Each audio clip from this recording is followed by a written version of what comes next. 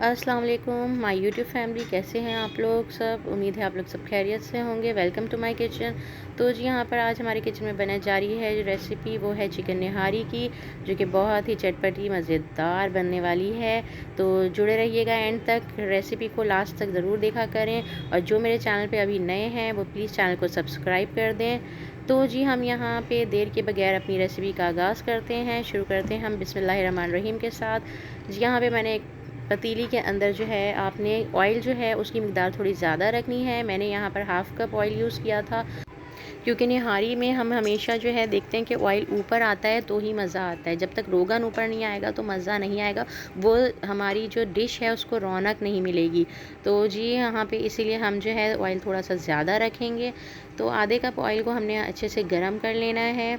उसको साथ ही हमने जैसे ही वो गरम हो जाएगा हमने इसमें चिकन ऐड कर देनी है। आप देख सकते हैं मेरे पास तकरीबन 10 to 12 पीसेस थे चिकन के, जिसमें मैंने 3 तो लेग पीस लिए थे। बाकी मेरे पास जो थे 2-3 नॉर्मल अच्छी बोटी वाले पीस थे, और बाकी 2-3 जो थे वो थोड़े से बोन्स वाले थे। तो मतलब आपकी अपनी रिक्वायरमेंट है, आपके पास चिकन जिस टाइप की भी अवेलेबल है आप लोग यूज़ कर सकते हैं, उसका कोई मसला नहीं है। साथ ही इसकी हम अच्छे से जो है वो ऊपर नीचे करेंगे ताकि ये अपना कलर चेंज कर ले। जैसे ही अपना कलर चेंज करेगी, ये देख सकते हैं आप लोग किस तरह से आप लोगों ने भी ऊपर नीचे करना है।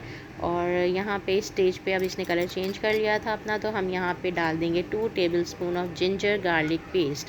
अब ये जिंजर गार्लिक पेस्ट को भी हम इसके साथ अच्छे से शामिल कर लेंगे, और ताकि ये थोड़ा सा हम 2-3 मिनट तक इसको अच्छे से कुक करेंगे, ताकि बिल्कुल ही जो चिकन की एक अलग अपनी स्मेल होती है वो बिल्कुल ही ख़त्म हो जाए। जिसके बाद हमने यहाँ पे जी लिया है निहारी का मसाला। निहारी का मसाला आपको स्क्रीन पे नज़र आ रहा होगा, यहाँ से आप लोग स्क्रीनशॉट ले सकते हैं। इतना सारा मैं आपको नहीं बता सकती, इसलिए 2 टेबलस्पून भर के मैंने यहाँ पे निहारी मसाला ले लिया था। ये निहारी के मसाले सारे इंग्रेडिएंट्स आप लोगों ने ले लेने हैं, लेके इनको अच्छे से ग्राइंड कर लेना है। फिर उसमें से आप लोगों ने जितना भी बनता है, आप जितना भी मसाला आप लोगों का बनेगा, आप लोगों ने उस क्वांटिटी में से 2 टेबलस्पून ही निकाल के यूज़ करना है। बाकी आप लोग सेव करके रख दें, दोबारा फिर निहारी बनाएं उसमें शामिल कर लें। तो जी यहाँ पे हमने इसकी अच्छे से भुनाई करनी है, खूब अच्छे से भुनाई कर लेंगे, इतनी कि तेल जब तक ऊपर ना आ जाए।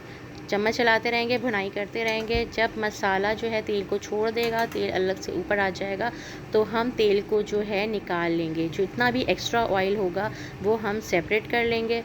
यहाँ पे जी मैं थोड़ा सा जो है नमक ऐड कर रही हूँ, और पिसी हुई लाल मिर्च 1 टीस्पून मैंने यहाँ पे नमक का शामिल किया है, 1 टीस्पून मैंने हल्दी का शामिल किया है, 1 टीस्पून ही मैंने लाल मिर्च पाउडर यूज़ किया है।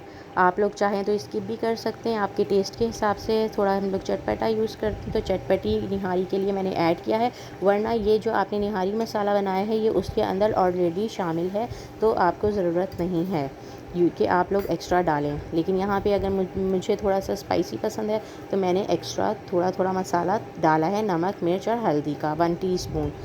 जी यहाँ पर अब हम वो मसाले डालकर भी अच्छे से देखें आप भुनाई कर रहे हैं। इतनी अच्छी से भुनाई करनी है कि बिल्कुल भी देखें मसाला जो है वो तेल को छोड़ दे और तेल अलग से आपको सेपरेटली नज़र आने लग जाए। इस स्टेज पे जी अब आप देखेंगे कि मसाले ने तेल को छोड़ दिया है, तो वो एक्स्ट्रा ऑयल जो है हम इसका निकाल लेंगे। आपको इसमें नज़र आ रहा होगा कि कितने अच्छे से जो है भुनाई हो गई है इस चिकन की। और ये देखिए मसाले ने जो है तेल छोड़ दिया है अलग से। अब हम जो एक्स्ट्रा ऑयल था जितना भी, वो हम एक कप में या बाउल में अलग से निकाल के रख देंगे, जो कि हम एंड में यूज़ करेंगे। जितना भी है यहाँ पे मैं निकाल रही हूँ, आप लोग देख सकते हैं, उसी हिसाब से आप लोगों ने भी निकाल लेना है, ताकि जब हमारी निहारी रेडी हो जाए तो वो उसके ऊपर हम अलग से डाल दें।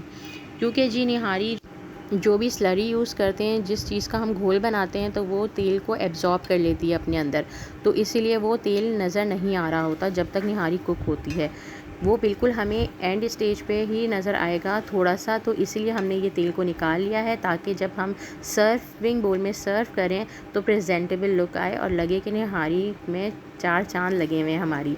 तो जी यहाँ पर हमने अलग कर लिया है ऑयल को। अब यहाँ पे आप देख सकते हैं मैंने 2 ग्लास भर के शामिल किया है पानी का। आप लोग के पास अगर ग्लास का साइज़ नॉर्मल है तो आप लोग 3 से 4 ग्लास भी डाल सकते हैं। मेरे ग्लास का साइज़ थोड़ा बड़ा है, तो आप लोग तकरीबन समझ लें मैंने 3 ग्लास पानी यूज़ किया है।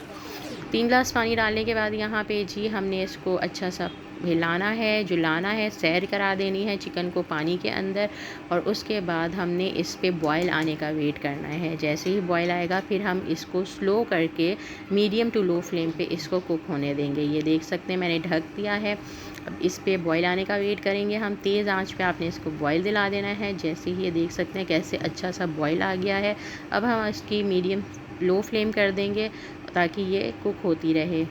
یہ آپ کی 45 منٹس میں ایزیلی کوک ہو جائے گی، بالکل سافٹ ہو جائیں گی جو بوٹیاں ہیں۔ بہت مزہ آئے گا آپ کو جب آپ اس کی بوٹی کھائیں گے، بہت ایک ایک فلیور نکل کر آئے گا نہاری کا۔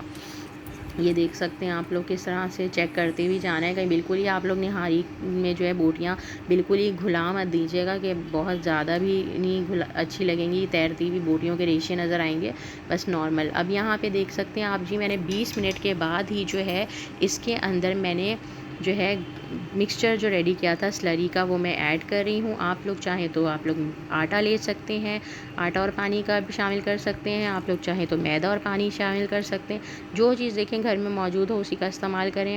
میں نے یہاں پر کارن فلاور اور پانی شامل کیا ہے، 2 table spoon of corn flour اور 2 ٹیبل اسپون ہی پانی، دونوں کو مکس کر کے اچھا سا اس کا مکسچر بنا لیا، اور وہ میں نے 20 منٹ کے بعد ہی اس کے اندر شامل کر دیا۔ میں اب اسی کے ساتھ جو مکسچر ہے وہ اس کا کوک ہونے دوں گی تاکہ یہ اچھے سے کوک ہو جائے، مکسچر بھی اس کا کوک ہو جائے۔ بہت سے ہوتا ہے کہ کبھی وہ کچا پن جو ہے وہ بھی نہیں آپ کو فیل ہوگا، تو کیونکہ چکن ہے جلدی گل جاتی ہے، اسی لیے میں نے جو مکسچر ہے وہ مکسچر کو میں نے اس کو 20 منٹس کے بعد ہی اس کے اندر شامل کر دیا ہے۔ اب جب تک ہماری نہاری ریڈی ہوگی، چکن گل جائے گی، تو ہماری وہ جو مکسچر تھا وہ بھی ساتھ ہی کوک اس کے ہو جائے گا۔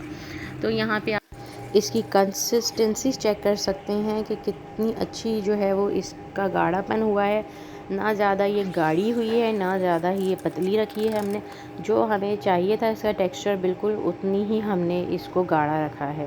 یہاں پہ آپ دیکھ سکتے ہیں کیسے ببلز آ رہے ہیں اوپر۔ تو یہاں پہ ڈن ہے ہماری نہاری جو ہے، بہت ہی مزیدار، اتنی اچھی خوشبو آ رہی تھی کہ میں کیا بتاؤں آپ لوگوں کو، دل کر رہا تھا بس ایسے ہی کھا لی جائے۔ تو جی یہ دیکھ سکتے ہیں آپ کو میں چیک کرا رہی ہوں، اس طرح سے ہونی چاہیے اس کی کنسسٹنسی۔ اس کے بعد ہی ہم جو ہے اس تڑکا لگا دیں گے۔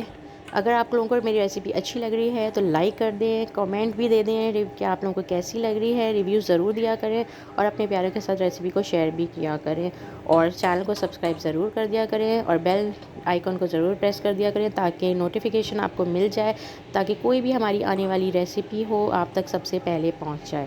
تو پلیز سبسکرائب ضرور کر دینا چینل کو۔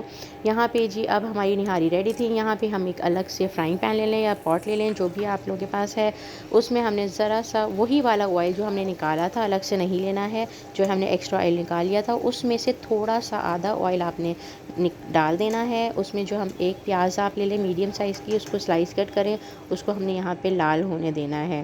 جیسے ہی پیاز لال ہوگی اس کے اندر ہم وہ شامل کر دیں گے۔ آدھا آئل ابھی ہم نے بھی بچا کے رکھا ہوا ہے، تو وہ آپ لوگوں نے بھی ایسے ہی کرنا ہے، سارا تڑکے میں مت لگا دیجیے گا۔ یہاں پہ آپ دیکھ سکتے ہیں پیاز لال ہو گیا تھا، ہم نے تڑکا لگا دیا ہے، اتنا اچھا کلر آ رہا ہے، اتنی اچھی اسمیل آئی ہے کہ میں کیا ہی بتاؤں آپ لوگوں کو۔ اور یہاں پہ آپ کلر بھی دیکھ سکتے ہیں، ٹیکسچر دیکھیں، ایک ایک چیز آپ کو اتنی اچھی نظر آ رہی ہوگی۔ آئل کتنا اچھا سا ریڈ کلر بالکل آپ لوگوں کو نظر آ رہا ہے، سیپریٹ ہو گیا ہے۔ اس کو ہم یہاں پہ تھوڑی دیر کے لیے 2-3 منٹ کے لیے کوک کر لیتے ہیں اور دم پہ رکھ کے، اور اسی کے ساتھ ہی اب ہم آپ کو ملیں گے اس کی فائنل لک کے ساتھ۔ آپ لوگ ضرور ریسیپی کو اینڈ تک فالو کیا کریں اسٹیپ بائی اسٹیپ، تاکہ آپ لوگ کچھ مس نہ کر سکیں ریسیپی میں۔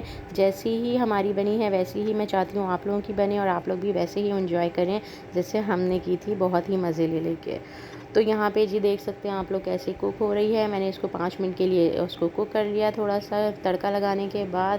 اب یہاں پہ ہم نے جی سرونگ بول میں نکال لیتے ہیں اس کو، تاکہ آپ لوگوں کو فائنل لک دکھا سکیں اپنی نہاری کی۔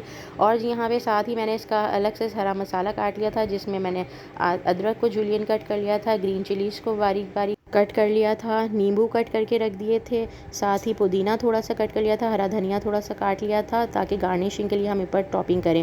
اور جو ہم نے پیاز لال کری تھی اس میں سے ہم نے آدھی پیاز جو ہے وہ نکال لی تھی، تاکہ ہم سرونگ کے ٹائم یوز کر سکیں۔ یہاں پہ آپ دیکھ سکتے ہیں کتنی اچھی جو ہے ڈیکوریشن کر دی ہے ہم نے، اس کے اوپر ساری اپنی ٹاپنگس لگا دی، دھنیا، پودینہ، ہری مرچ، نیمبو اور ادرک کی، اور وہی پیاز جو لال ہم نے بچائی تھی وہ بھی ڈال دی، اور جو کپ میں ہم نے آئل بچایا تھا وہ بھی ہم نے اس کے اوپر ڈال دیا۔ آپ چیک کر سکتے ہیں اس کی فائنل لک، ماشاءاللہ سے بہت ہی ٹیسٹی اور یمی بنی تھی۔ آپ لوگوں کو میری ریسیپی اچھی لگی ہو تو ضرور دعا میں یاد رکھیے گا۔ مجھے اور میرے چینل کو اجازت دیجیے، اللہ حافظ۔